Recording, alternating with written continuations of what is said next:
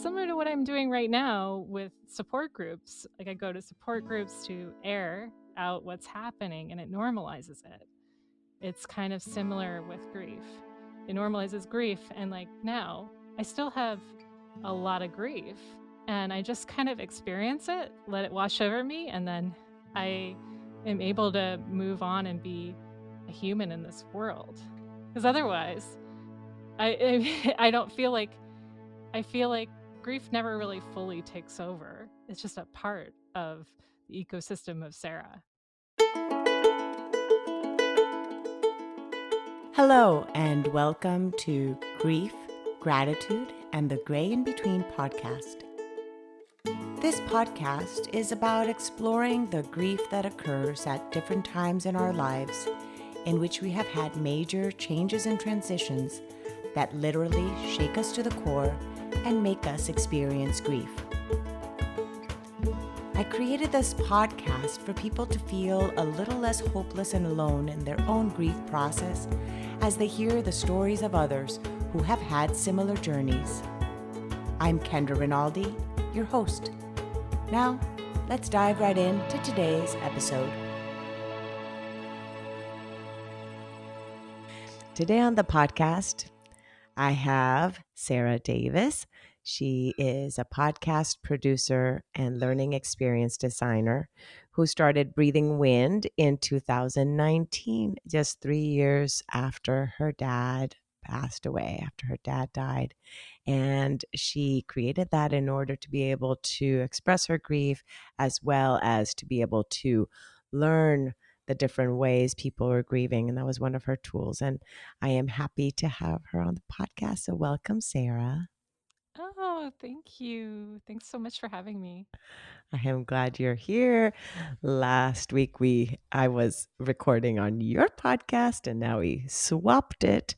So you're on the other side. It's always different to be on the receiving end of a podcast when you're the one asking questions usually, right? Yes, it is always different. Yeah, it feels a little different. Sometimes I'm like, wait, can I ask a question? Can I ask a question? So, welcome. So, Sarah, I'd like to start off with a little bit of who you are. Let's start with where you are. Where do you live now? I am in Des Moines, Iowa, and this is actually where I was raised. I born and raised, and then I left when I was young and then came back. Young, how old? How old were you when you left? Well, I guess I was 22 and I moved to the East Coast, to DC mostly, and then I moved to the West Coast, to the San Francisco Bay Area. And yeah, yeah, And it's very different coming back as an adult. There's a lot of familiarity, but then there's also a lot of newness to it that I wouldn't have experienced had I stayed here forever.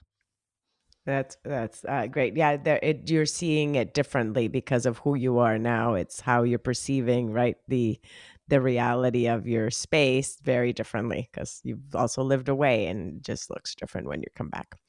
The question I have for you is, did you leave to go to school when you left at 22? Is that why you left?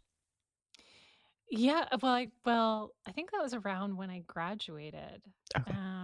I went to University of Iowa, so I was still in Iowa. So I guess I did technically leave Des Moines to go to school.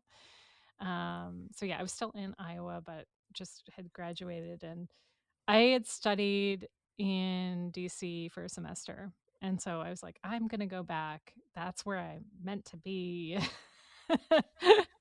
And end game is DC. So, and then it was really surprising for me to make that shift then to the West Coast. To And San then, Francisco. What yeah. did you study? What did you study? Was it in the media Oh, aspect? that's a really good question. No, I'm somewhat of a multi-potentialite, multi-passionate person. So I've had a lot of interests for a long time. I studied in high school. I started studying Chinese and Mandarin, and I was so interested in it. I went and I studied abroad when I was in high school and stayed with a host family. And so I was pretty much like, this is it. This is it for me definitely like we were talking about in last week. This sort of like I like having spreadsheets in order and things happen in this way. And so I was just like, okay, I found it. It is Chinese, and I am meant to be in China for some period of time and like studying international relations or something. So I had a double major in global studies and then East Asian languages and literature with the emphasis on Mandarin. And I did not do anything with that degree. Except that when I was in grad school, I did study, um, I was studying the likelihood of whether rural Chinese students would repeat their senior year, as it was part of like the education umbrella. So Hmm. I did use it a little bit then, but I didn't use it nearly as much as I had hoped or thought or dreamed. And it's probably like one of my earliest disappointments. But looking back on it now, it's very clear to me I'm not a native Chinese speaker, and a lot of the roles that I was looking at were required some much more fluency than what I had developed in college. So, yeah. But the part of learning a language is more than the fact of whether you're going to use it to, is this the part of how it even stimulates your brain? The fact that you were able to be exposed to a whole other culture because you went even to the country of that language, it opened this other door of you learning about other cultures, and within that, learning even about yourself because it took you even away. So whether you pursued it Yes. as a career per se or using it in your career, it still molded who you are now, right? Oh, yes, totally. Thank you for reminding me about that. I'm like, "Oh, who Girl, am I speaking to?" listen, listen, I'm saying this because I relate to it as someone that studied theater and that I am not on a stage right now, so I say it based on my own assessment of of my own reality. That we all, Oh, something that we do within that is still building us to who we are now, right? We just don't sometimes yeah. see all the little puzzle pieces. Yeah, and I remember Chinese is such a I don't know if you know much about Chinese, but it's a Oh, it's a very, very little, but I know it's one of the hardest languages because it is a very complex alphabet. and it's a tonal language too. So you have to listen. You have to build your listening ear and then speak in a way that you're not accustomed to kind of match the cadence. And I remember when I left, when I got back, and my mom just told me it sounded like I was singing all the time. Mm. And now I I am kind of an audio nerd now. I try to, like, limit it. I try to not, like, let myself get carried away because there are editors and sound engineers who could really, get into the nitty-gritty, and I've already decided that's not the path for me. I'm not going to become professional sound engineer, but it has helped me a lot with identifying sounds and hearing and listening for all the things that you listen for when you're listening to spoken word. Yeah, when you're interviewing. And that's what you picked up even when I interviewed on your podcast, that my mic was not sounding proper. And if it had not been that you picked that up, I would have not known that I'd been using the mic from the computer and not my mic that I have here, which now we do have, set up. So thank you for your tuned ear that realized that something was off with my sound. And for the listeners now, hopefully you'll hear better quality sound coming out of my my podcast. And that's all due to Sarah pointing out there's something not right. I'm like, I knew there was something not right, but we didn't know what. So thank you. Thank you for you studying Chinese, and that now brought us to uh, to you picking up on all those little details. So after all that, you then lived in DC. You were there probably working then when you then left, you found job, went to then San Francisco. What brought you back to Iowa? Because that's part of the journey here. So tell us your story of returning back home. Yeah, I think it's something I had toyed with for a long time. When you're in the Bay Area, the cost of living is so big unless you're a tech person, it's astronomical. You learn how to live with it. I learned how to use my network to find housing, which was helpful because I was never into the tech scene. So I do remember, and one of my friends reminded me of this, when I was first in San Francisco, I had toyed with the idea of leaving to be with my parents or to be like back at home because it is so much more affordable and you could do adult things here like purchase a house. So I had been toying with the idea for a long time, but I didn't really seriously start thinking about it until my dad got sick. And it was October of 20. So October is always an interesting month for me. It was October of 2016. And I was just kind of like, I need to go back. And he was like, no, no, your life is there. Do not come back. So I just came back and visited. I would visit once a month, and that was really helpful. But um, I think I think that it really was a process because that first year was really just about like figuring out what is it, how do I grieve, what am I doing here, and then the second year afterwards was like, how do I live my purpose? Because my purpose isn't going to an office every day. But what is it going to look like? How am I going to earn money? What am I going to do? You know, where am I going to create content that gives back to the world? So that was what I was spending that year doing. So this is the year. So October 2016. So this is when your dad was sick, and then this is when you're toying with the idea of going back. You just decided to just go back and forth a month. How long after that did he die? After that 2016 October, to October 2016 when you started going back and forth. It was December that December. year. So just a few months after. So you had been Mhm. going that, and then all these questions start coming up for you of the, okay, what do I do now? Right? More of that Mhm. kind of catalyst of change. So for a year, you're going through that. So 2017 comes around. You're still kind of in that back and forth of figuring out how you're grieving and what do you do. And then what happened? Yeah, I mean, I think then um I had this idea about a podcast, and I I also really wanted to be a digital nomad. I wanted to be doing more work abroad, but that was kind of further down the line. Ultimately, I was spending a lot of time thinking, what is the thing that I spend the most time thinking about? What are my gifts? And how can I give back? And I thought it would be a book because I felt more drawn to the written word. I didn't feel as comfortable in front of a mic back then. By the way, listeners, people get more comfortable in front of mics when they are podcast hosts. Oh, yeah. You Um, learn to have to be. I went through this whole process. So I was actually really afraid of being a podcast host. I was like, this may not be the thing for me. This is a very vulnerable topic, but the idea kind of came around, the very beginning idea in January of 2018.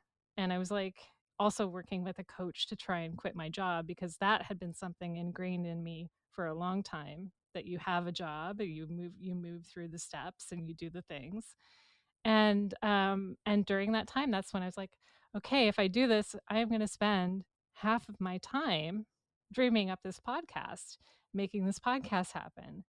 So I spent a lot of time that year decompressing and then contracting and also working on the podcast. And I mean, I didn't even think it probably wouldn't have even come to existence if I hadn't reached out to my community and asked, hey, I'm thinking about talking about this vulnerable topic. Would anybody want to do this, beyond this podcast? And suddenly I had like 20 pre interviews, which was a lot. And then I was like, okay, this is what I need to focus on right now, and eventually got it out in the world. So that was 2020. when it finally made its way into the world. Uh-huh. So, no, 2019. 2019, 2019. Yeah. But so a year in that process, doing the pre-interviews, doing now, how did it feel at the beginning? Because part of that was part of your way of grieving was also learning about how people grieve. Do you remember that first interview you had and then how it felt and the story and how you started to learn more about your own grief journey of your father as you were listening to other people's journeys? Mm, such a good question. I had no training whatsoever, and I just I remember feeling at some point a sense of kind of despair because I had been so immersed in it. I'd been talking to people. Not everybody became somebody who I talked to because I was very focused on this concept of pre-interview, then interview, and then record and then edit but all the editing, I wasn't even focused on the editing. I was just focused on the recording.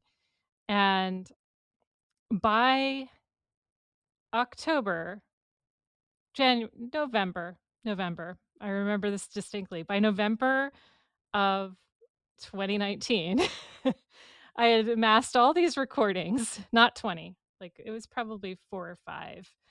And I had a freak out moment at that time, and I was like, I don't want to do this. This is really vulnerable. I don't want to put this out there. I hadn't even, keep in mind, I hadn't even edited any of this yet. So I didn't know about the quality or anything. I was just like in my own head. I was in my own head. I was still trying to figure out what the name was going to be. I was so like, I had a deadline. So I was like, okay, I've got the deadline. I've got to reach that. But do I really even want to do it? And I went on a long hiking trip, backpacking with a couple of friends in California, and we had a lot of conversations about it. One happens to be, he's a producer, video producer. He's like, you really need, like, this is authentic. This is something that is really going to help people. So he really kind of like built me up to do it. And then the other one, he's more of a consultant type. So it was helpful to hear his perspective too, just on like the name and like some of the formats. So I was able to decide the name and then kind of move forward after that. And then I also had an in-person interview with Ken Brenneman. And one of two, I only had two in-person interviews because then, as we know, the pandemic hit. But he introduced the concept of ritual for me. And he also had some realizations after we had recorded, which his mom had passed away a long time ago. Even though he works in the grief space now, he's yoga therapist, thanatologist. He had had some early experiences that made me think he had already kind of processed everything, but it had been a long time that he'd spoken about it. And afterwards, he said, I felt stuck. I was like, well, why? Why would anybody feel stuck? and um, and that's kind of when I started to think about ritual. He had brought in some ritual elements of his own. He brought in a photo of his mom. Um, but I started to think about it because I spoke with a friend who was a Zen Buddhist, and he said, well, if you feel stuck, it's because you're not creating. He didn't say it in this way. He said it in a very kind way, but you're not creating a safe container, and not just for your guest, but for you, like what is going to be your symbolic space holding place. Um, or how are you going to create that? And so I started to introduce some elements that helped with the ritual of bringing in photos of our loved ones. Um, I love sound healing, so the Yes, Tibetan bowl. and I asked you to do it today because you did it when right before we recorded last week, and I'm like, oh, that felt so good that I actually then incorporated that in another interview I had, not a sound, but I, did the deep breath with because the person I was interviewing and was yogi, a yogi, and that interview will probably come out before yours. And so with that interview, I said, Phoebe, would you guide us in some breath work before we start the interview? But it was really inspired based on how you started. I am much of, for me, like in certain things, my ritual a lot of times is prayer. But at the same time, with this space, not knowing where a person's coming from, starting that way may not be the right space for everyone because every guest is different. But how you incorporate the part of the sound and the breath and the bringing the spirit, the pictures, is something anybody could relate to regardless. So I really love that part of incorporating that and that ritual into your recording. So thank you for introducing me to that. You said Ken introduced Oh. you, and now Kendra. Ken Ken is one of my nicknames too. So it's like, so thank you to Ken to then get to kind of guiding it to you, that then now I learned it myself too. So that's awesome. So how did Yeah. that change then when you started to incorporate that then? How did that start shifting the energy of how you felt when you started incorporating ritual? It And was how did that also shift in your own grief, not just your recording, that also then become a part of your own practice and your own grief journey aside from when you're recording? Oh, yeah. So the timeline is what I'm thinking about here, but it shifted everything for me in terms of my recording. I was able to be present with people and be in the moment more, as opposed to kind of that let's get through the production part, right? Because there is an element of production that happens, but was maybe more focused on that before. I realized, hey, this is a sacred space for sharing stories. Yes, we are sharing stories to the whole world, but in this moment, we are here together as two people, and we are um, holding a space for each other, essentially. So it really, really helped. And I don't always do it now because now it's like a slightly different subject matter. It's not always personal. Sometimes it is, but yeah, it's slightly different focus, but it shifted a lot for me. And then how I found sound healing was just, I think, one of the many. I tried basically everything under the roof when I was grieving. I Sound healing came about actually. Um, I was doing a triathlon. I was training for a triathlon for raising money for blood cancers because my dad had had blood cancer, and I fell and I had a concussion. So sound healing came that year. It was New Year, and it was quite by accident. It was at a yoga New Year's ceremony, and the person who was doing the sound had went around and um, she had like a tuning fork and some kashi chimes and just kind of gave each person a sound healing in addition to a sound bath. So I actually had been I decided I'm going to volunteer with her. I'm going to learn everything I can about sound healing. Back to the multi-potentialite, multi-passionate Yeah. person. So sound healing became a part of my life, and so it felt quite And back to natural then. sound too, though. Here's back to sound, though. You Yeah. mentioned musicality in the language of Chinese, the Mandarin Chinese. Then here with sound again, with that Yeah. being incorporated into your healing, it's like all these elements. It's okay. Sorry, I just like okay. Ah, So yeah, and you're you had reminding me, I studied, I played flute and piano growing up and cello as an adult, so it's wow. always had a place in my life, music. Oh, wow. So perfect. So it's just all kind of all bringing it all together in your own healing journey of that. That's amazing. So then you started then to do that, and then did you start feeling like your grief was moving through more as you were doing these sound rituals for yourself? Yes, Sound yes, healing? thank you. Thanks for guiding me back there.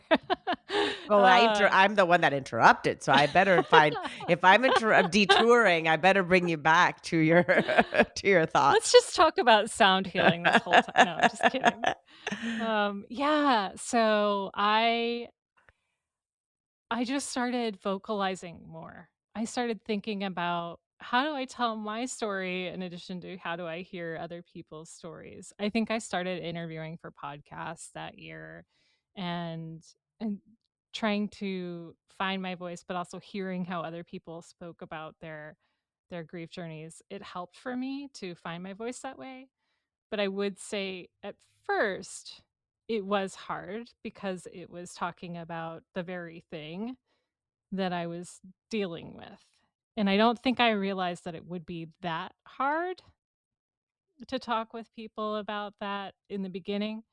I just was thinking about it from a producer's standpoint, like, here's this product I want to create for some unknown listener who needs this the way I needed it. But essentially, in the process of talking, in the process of listening deeply to other people's stories, I was I was also confronting grief more often and befriending grief, if that's even possible. Like, now I have quite a bit to grieve. I moved back because my mom has aging issues and she's alone and that she needs extra support. Not aging issues, just she's aging. Her memory is going. So it's um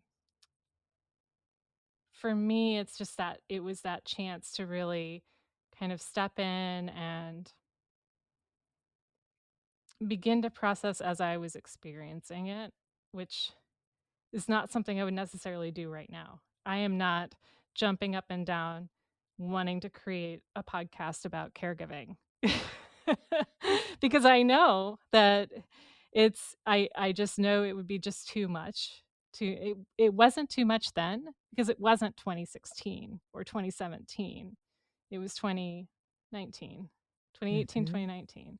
So it was a little bit removed from it, but I was still able to tap into it. Back when I was trying to write the book, it was way too much. Way, way, way. Like, I needed I was like, "I can't keep writing this because I think I'm going to need therapy to write this." Mm. It wasn't quite the same because I was so inside myself. I wasn't connecting with other people. And in the process of connecting with other people who are going through something similar to what I'm doing right now with support groups, like I go to support groups to air out what's happening and it normalizes it. Yes. It's kind of similar with grief. It normalizes grief. And like now, I still have a lot of grief and I just kind of experience it, let it wash over me. And then I am able to move on and be a human in this world. Because otherwise, I don't feel like, I feel like grief never really fully takes over. It's just a part of the ecosystem of Sarah, right? Yes. Yeah. Or of It is. Kendra. Yeah. It's just part of one of the array of emotions that we go through, and it's part of our experience. And it's not about it making it go away. It's just about incorporating it into our lives and just seeing how we kind of ride along with it, because it is going to be part of our lives, whether it's one form of grief here or there. It's going to be part of our lives. I'm curious to ask you about your upbringing and your beliefs about death prior to your dad dying, and how that played a part in your grief journey. What were your beliefs being brought up about what happens after we die? Yeah, I love that you ask this question because I know from our conversation last week your beliefs and how much um, grief and dying is already a part of your belief system. I For me, being from the Midwest and having parents who weren't, super open about expressing their feelings, although I will say, caveat, my mom's a retired psychologist, so I did have a feelings wheel in the bathroom, and I did have all the things, related to that. So that was part of my upbringing, but it was a lot of times when I was expressing emotions, the kinds of expressions I made were like temper tantrums or things that got shut down, because that isn't how good girls behave or whatever, right? So there was some of that happening. But I, in terms of religion, my mom was very spiritual, new age, and she had grown up in an atheist family, and I think was creating her own belief system. Mm, My dad was Methodist, and he was very much of we go to church every week. So I did go to church, but I also had every week I had the choice not to. My mom would ask me if I wanted to go, and and we would talk about it, and then we would go if I wanted to.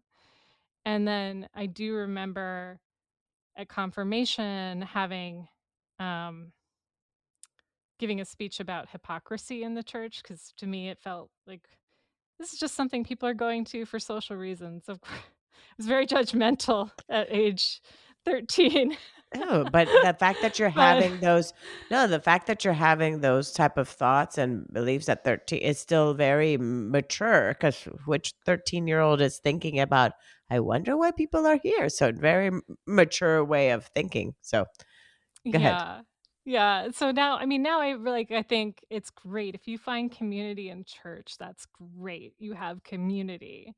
Like, as an adult, I see that very differently. But so growing up, I had two different belief systems kind of intertwined, and I was sort of left to figure it out, what I wanted to do and what I wanted to believe in.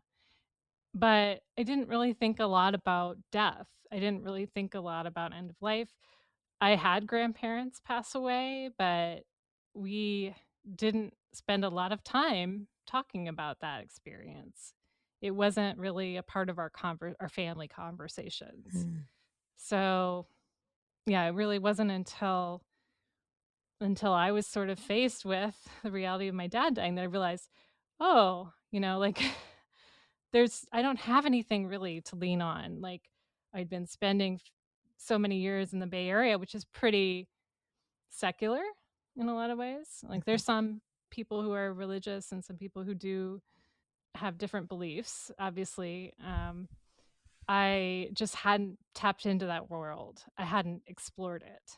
And so I actually started going to a church after my dad passed because I wanted to be in a space that reminded me of my childhood religion, right? And I also, at the same time, had gone to a meditation on grief led by somebody who practices shamanic techniques, and learned more about that side of the world. So I was still doing both at the same time. It took me a while to figure out what does it mean to die, and I'm still figuring that out, right? I think we But all I'm are. And we'll only kind of get a glimpse of it. Who really, really, truly knows, right? I mean, those that have had life and death experience, like death experiences that come back, have a glimpse of it. And even that, it's probably not even the full expression of what death is, right? So yeah, we're all in that. Go ahead, Sarah, continue. I was just going to say, but I'm not afraid to talk about death or grief. And I'm usually the first person to reach out if somebody has had a death. And I'm like, I know we may not be very close, but just know that if you want to talk off the record, because I guess I have to say that, I'm here. I am a good listener, right? Like, we can talk about it. Yeah, you and I are similar in that. Yeah, I'm not afraid of to talk about it either. And it's interesting because in this society, it's something that I think shine away from talking because it reminds us of our own mortality in general. And that's why I think people are so uncomfortable sometimes when someone is going through a really hard experience, because it's a reminder that we, like illness or things like that, a lot of times people lose even friendships during that time Yes. because others are reminded of their own mortality. Did your dad talk about it when he was sick? Did he talk about his own mortality and his uh, upcoming like death during that time with you, or not? No, no, he didn't. Mm, He mostly was in the mindset of I'm going to beat this thing and yes. I'm going to stay around. And I think that was one of his emails. He said, my work is not done here. I know I'm going to be better and it's going to be, and he went into remission. And at the end of the day, the chemotherapy had, you know, basically eaten up his organs. And that's how it all kind of went down. So it was very sudden. He had been feeling really weak around Christmas. And so like around that time, he had done a couple of things that were different than normal.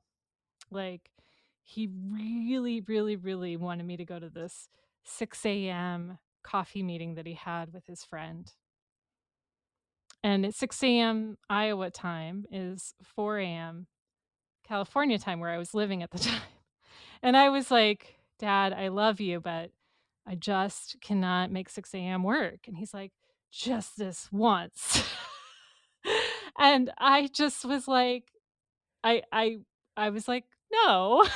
And I mean, I regretted that. So actually I met with his friend later, a year later, and for coffee because I was like, my dad really wanted me to do this with him and I didn't do this. And it was sort of a regret that I had held on Like to. a guilt, yeah, guilt, a little bit of Yeah.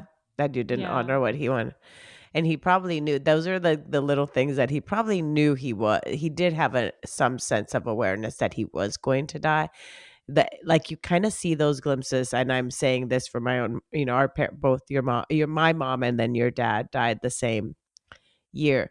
So I we would see these glimpses too of the hope kind of mentality when she was going through cancer, of like, oh, so next year when na na na na, and little glimpses of, okay, so let's, I'm like, have to look for grave sites. Mom, do you want to be part of it? Yeah, sure. I want to go and look at the different, cemeteries. So she wanted to be a part of that as well. So that kind of duality of still holding on to hope, but at the same time facing reality can come up in little ways. So your Yeah, dad was probably sharing that.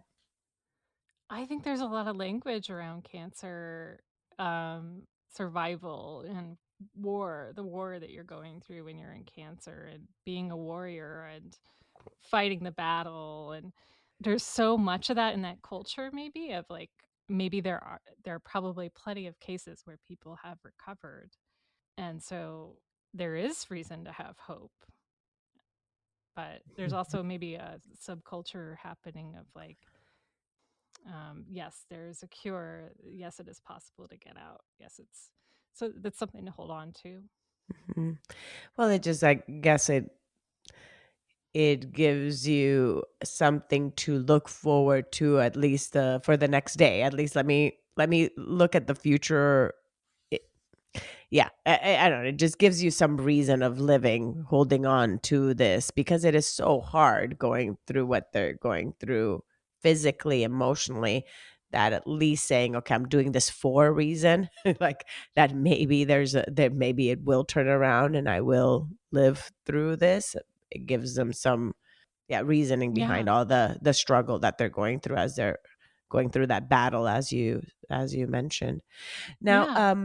regarding your dad dying during December and you mentioning Christmas time, take us into what the holidays in for you, since it is something you celebrate and still that nowadays. Okay, what do the holidays mean to you What does Christmas mean to you, and how do you celebrate it now, being that it's during the time that your dad died? And has it changed in the last almost 6 years then? Mhm. Yeah. Yeah, and I will say also that it was really sudden to me. I thought he was going to make it through because he had been in remission, and I thought he just has to get to the hospital to get a blood transfusion. So when he passed away, it was so shocking to me. It was so unreal in so many ways because I thought he would be around for longer. He was a very vibrant, very energetic person. And I mean, I think he was 73. Everybody thought he was in his 60s. He's just like very, I thought he would be around. And so I was in a fair amount of shock. And I just remember I got the news because I had gone to Seattle to celebrate New Year's with friends. And I got the news that night that I arrived. And it was just like, I just spent that night in a hotel room taking a bath. I don't know why I was taking a bath, but like the water had gotten cold. My friend finally called me. At first, she had offered to like help arrange for me to leave. And I was like, I don't know. I can't do anything. Like, I just need to be in a bath. So What date she was it? called, she December what? called back December 30th. December 30th. Okay.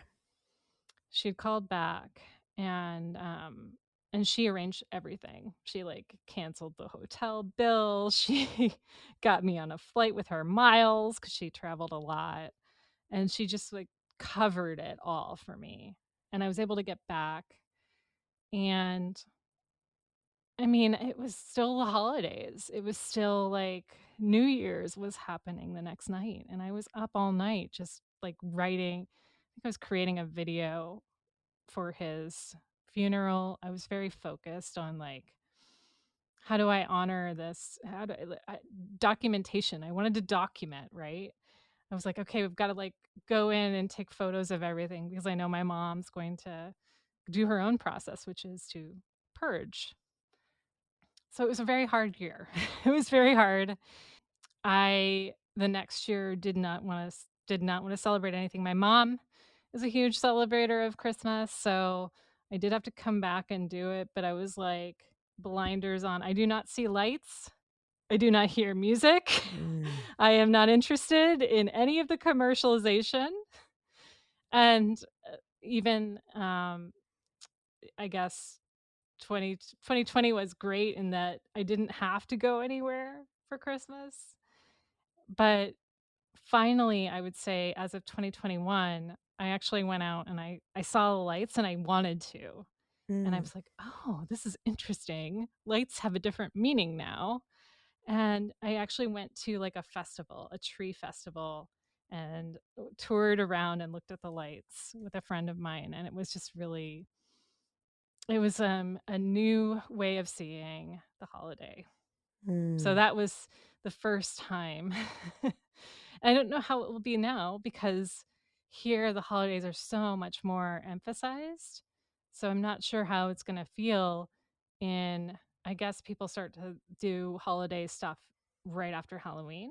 Oh yeah. So I don't know how it's going to feel, to have it bombarded. Whereas in San Francisco, there are just so many more religions. So it's not the focus.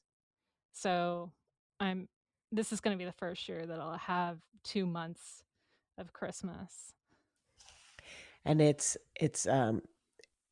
great that you're sharing this with us and with the listeners, because this is 6 years later, and still how this time period of, the holidays is still can be triggering.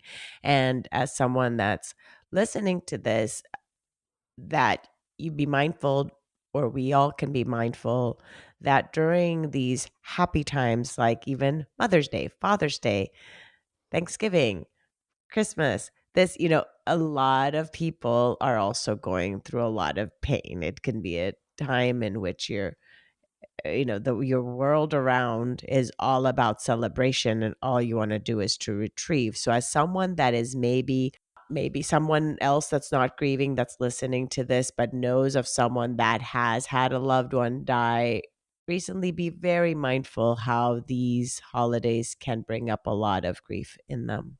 So thank you for sharing that. I know it could be, yeah, it could be years later and still these emotions come up. Thank you, Sarah. Yeah. Yeah, and I mean, I think, just to add to that, it maybe even though somebody might find the holidays to be difficult, still invite them.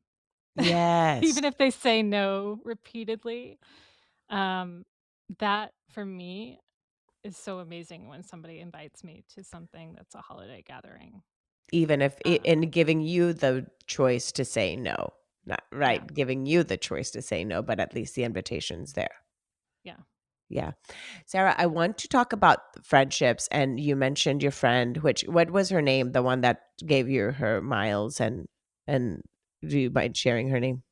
Allison, Allison. yeah.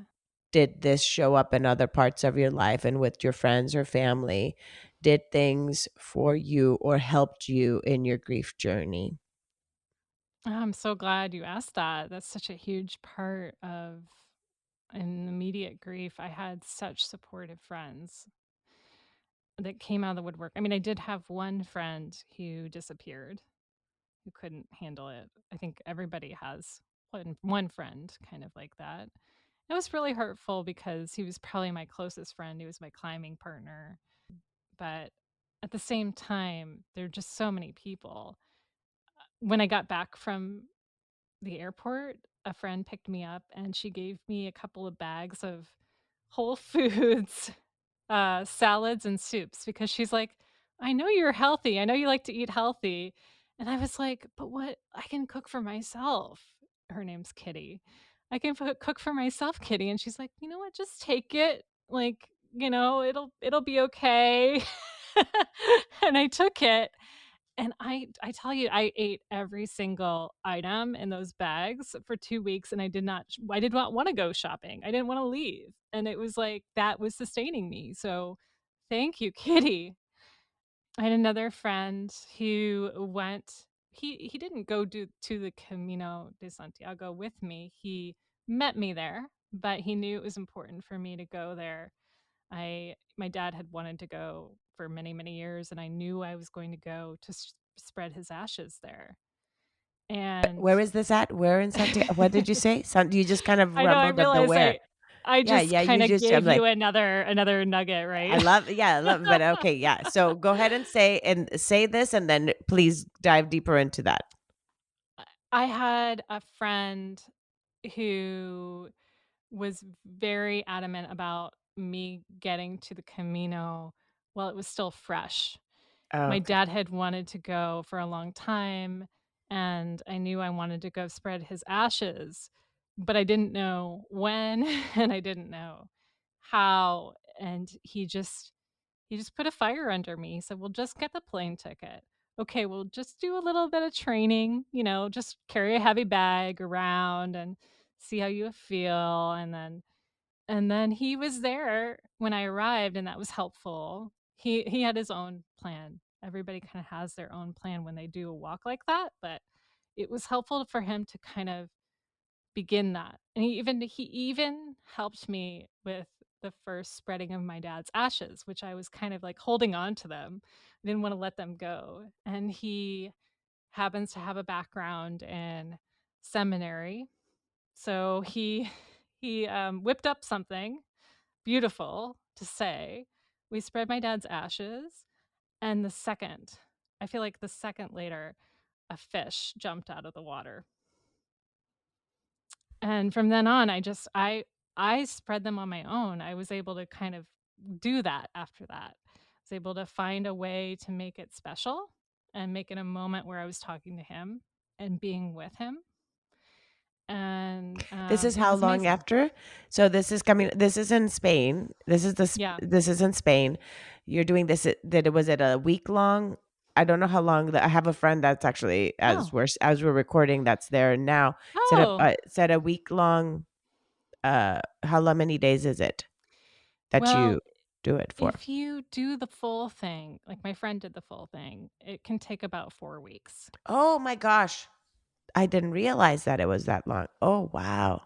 I did a 2-week version of it. I didn't feel like I could take 4 weeks off of work, which was kinda silly, but I I think it was just an excuse because I was worried about it too. I was worried about confronting, not having work to kind of cloud I was worried that I would just be full on Exposed. grieving. Exposed. Yes. It's like this exposed, like you're out there, yeah, with nothing to hold on to and just your grieve. They're like, well, at least if it's just 2 weeks and I have to go back to work, it's something else to Yeah. kind of hide you or kind of shield you from the exposing your grief for 4 weeks. Yeah, it was so incredible, and there's so many people on that trail, on that path, who are going through major life transitions, who are going through grief themselves. I remember the first time I expressed to somebody why I was there was just a deep understanding. He happened to work at a funeral home in Germany. And he was like, "Oh, I totally get that." I was like, "You do?"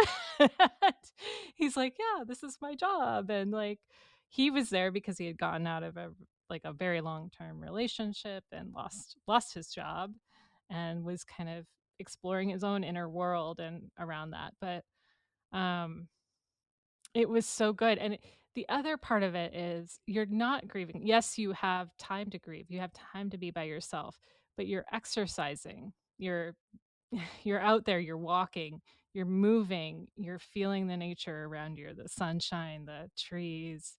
It's a really beautiful part of the path that I had started in, and you're experiencing just the wonder that is, travel.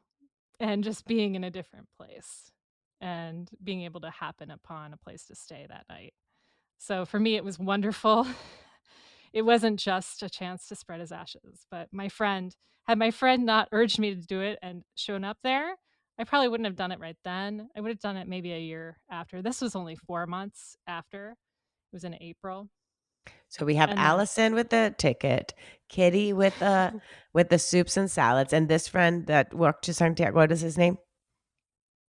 his name's Rich. And then Rich to Santiago. So you have all these friends, different ways in which they supported you in your grief journey, either by kind of inspired, like inspiring you to do Yeah. something that you'd wanted to do and doing it with you, like he did, or by feeding you, or by putting you on a flight. So there's Yeah. all these different ways in which we can be supported, and also ideas for us to support others who are going through that. Anyone else that you'd like to call out that supported you in this journey, and just share how they supported you?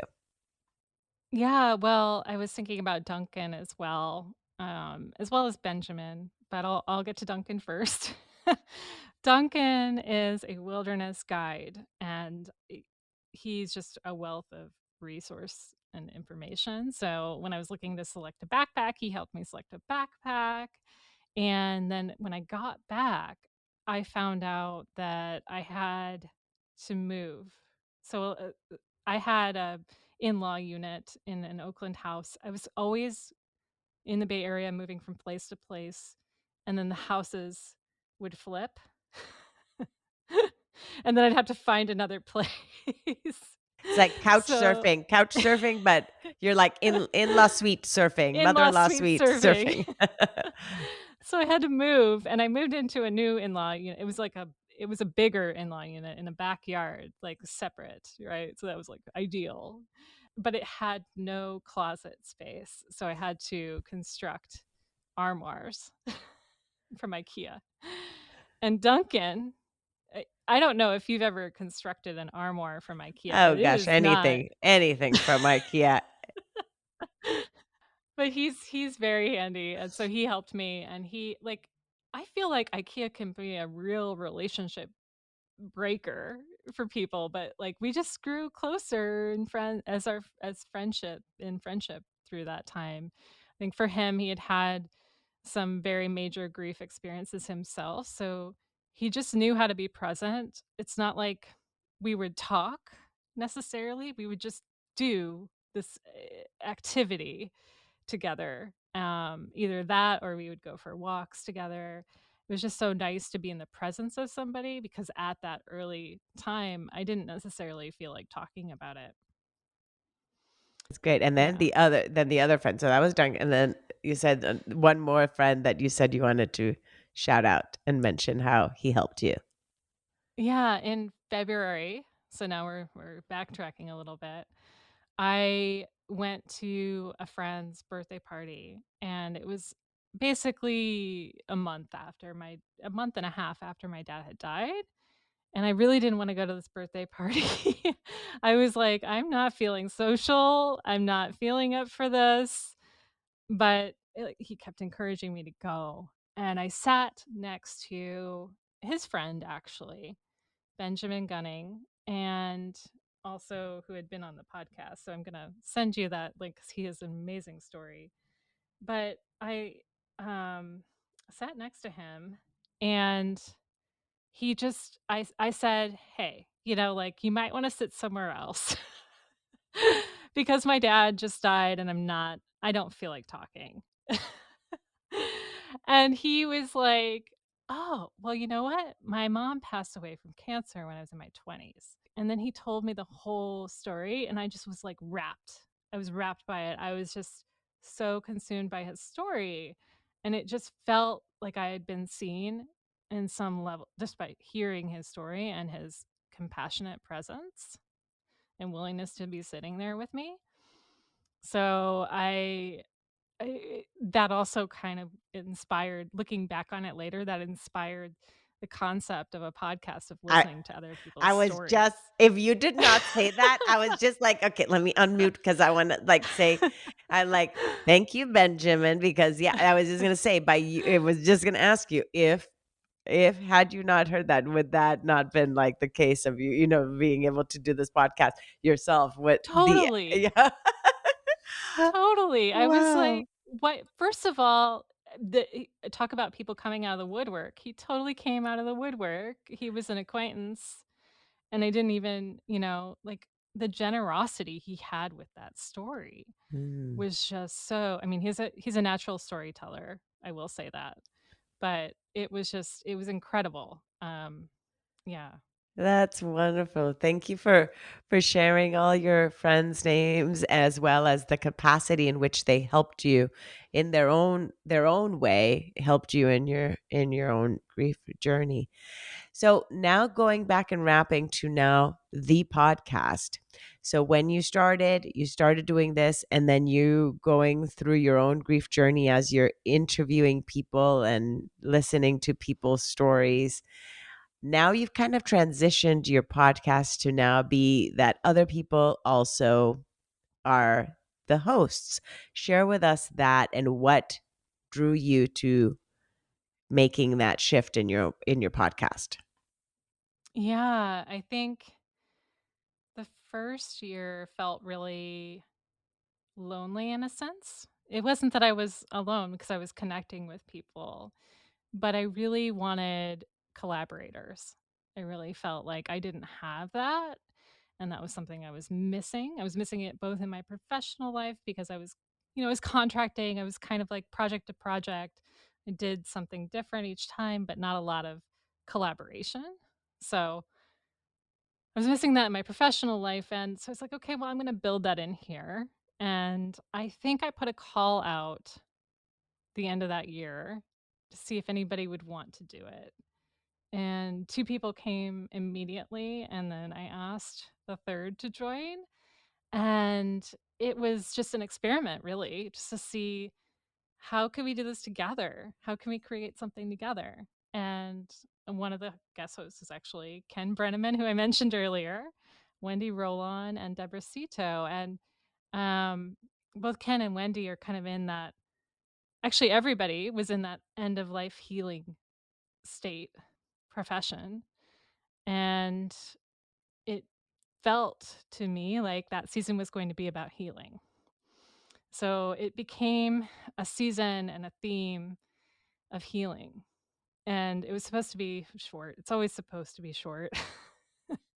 It became like this full year journey where we kind of all came together and created this. And now my guest hosts are close friends. I'm meeting up with Wendy for what we call Zoom and cider, where we drink our favorite ciders while talking to each other on Zoom. Actually, I don't think she's even drinking right now, so it's just sort of symbolically. Just like saying But meet for coffee when we say let's go meet for coffee and someone yeah. doesn't drink coffee, but that's just the saying. Yeah. So you still call it Zoom and cider, Zoom and Yeah. cider. I want to say cider now because of Zoom. Zoom and cider, even if she's not drinking cider, but okay. So then, Yeah. yeah. So then you've basically created your community as well of support by then inviting these other hosts that have also been your community in your own grief journey. They're your community now in your working Yeah. environment because this is not Yeah. what you do, as well as your now friends and community. Now, tell us more about Breathing Wind, as well as what other projects it is you do, because you also help produce other people's podcasts and other things as well. So can you tell us more about that, please? Yeah. So Breathing Wind is a podcast about grief, loss, change, and healing. And as I mentioned, it started out as a personal project and now it's evolved into this community of people, each who kind of take their own lens on a theme. And so that year, that season 2 was healers, talking with a lot of other healers. So season 2 is a great, healing focused journey. Season 3 has been about joy, and it has been so light but also deep in so many ways, because I feel like joy can often be that polar opposite of grief. It makes people feel almost as uncomfortable. And when you put the two together, imagine what you have to pitch. Um, so it's just been a beautiful project. It's been such a beautiful connecting space. And I'm so excited for what next year will bring. I don't know yet what that's going to be, but I'm sure it's going to be something amazing that will get dreamed up when I'm taking a break. And and and then the and other connect. projects that you help. Yeah, so I have transitioned out of that to doing podcast production. So my business is called The Connected Podcaster, where I help heart centered individuals and organizations really learn how to find their voice, create stories within their podcasts, and share it and build community of their own. So basically, doing everything I've done with guest hosts, Breathing Wind, and kind of replicating that, specifically focusing on people who want to share a message that kind of helps the world. Paying it forward. And what is your dad's name, by the way? John. John. And John, for having birthed this very creative child here, being part of the creation of Sarah, and that his life then inspired your own life now and your own journey. So just sending love to John and to your mom. And your mom, what is your mom's name? Sandy. And Sandy, to John and Sandy, because they're part of who you are too. They're so I just wanted to say thank you to them. And I know that now that you're in that role of caretaker to your mom, that that it's important to honor her as well in this journey that she's on as well. Is there anything I have not asked you, Sarah, that you would like to share with the listeners?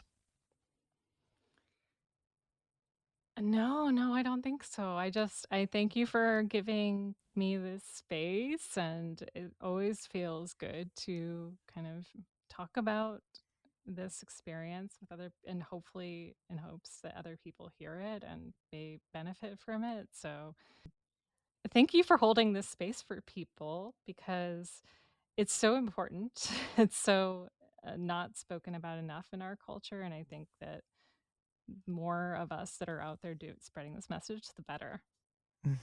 Yes, it's so true. Like we all created it because we saw a need and for ourselves, right? And here we are providing now a service for others, but really it started because we wanted we we needed it ourselves, and so that's why we created. So thank you as well for being part of this podcast as well as creating your own podcast. So thank you again, and again to contact Sarah Davis, Breathing Wind podcast.com. Is that correct? I'm not looking at my notes. Tell us the Yes. website. Did I say it right? Breathing, Or actually, it's breathingbring.com. .com. breathingwind.com. .com. Okay, breathingwind.com. And then you can find all her different offerings on that website, her podcast being one of them, as well as your production component as well there. So thank you so much once again.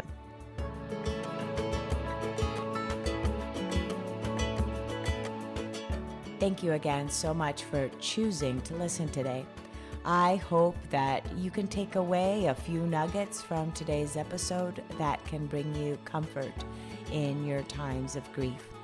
If so, it would mean so much to me if you would rate and comment on this episode.